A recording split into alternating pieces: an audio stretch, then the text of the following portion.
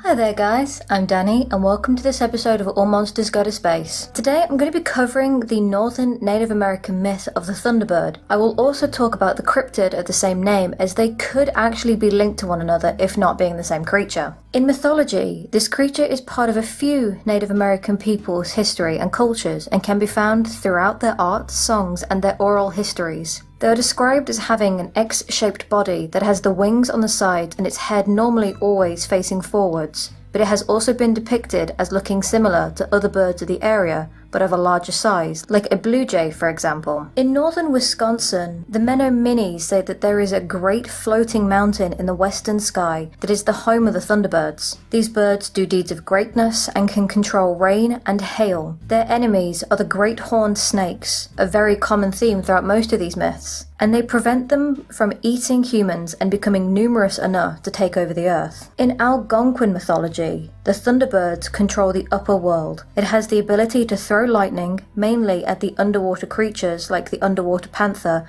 or the great horned snake, depending on the tale. These creatures actually rule the underworld, so are the Thunderbirds opposites. It can also manifest thunder, hence its name. A Winnebago tradition says that a person who has a vision of a Thunderbird on a solitary fast will become a war chief, and an Ojibwe myth has stated that Nanobozo created Thunderbirds to fight the underwater creatures and to punish immoral humans. It's said that Thunderbirds would arrive with the other birds, and in fall, when their enemies have passed their dangerous season, they migrate south again. And actually, the symbol of the Thunderbird is also the symbol of the Canadian military. Now, in cryptozoology, the Thunderbird is slightly different and only really dates back approximately 200 years. The most recent sighting of a Thunderbird was in Texas in 2007. In 2002, various sightings were reported in Alaska. The creature was said to have a 14-foot wingspan, but the Anchorage Daily News reported that witnesses had said that it looked like something out of Jurassic Park. The scientists then said that it could have actually just been a Steller's sea eagle, and they have a wingspan of about 6 to 8 feet. One of, if not the first sighting,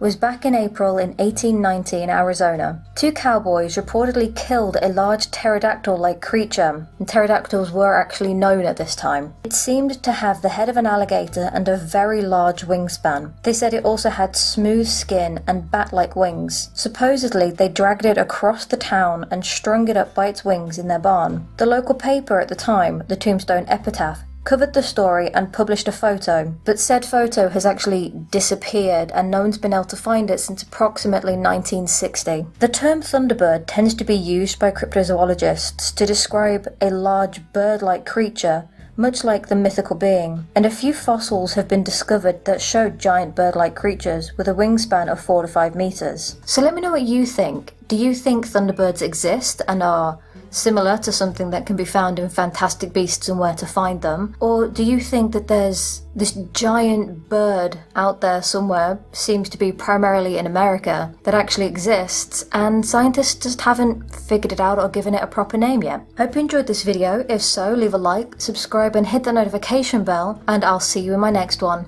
Bye!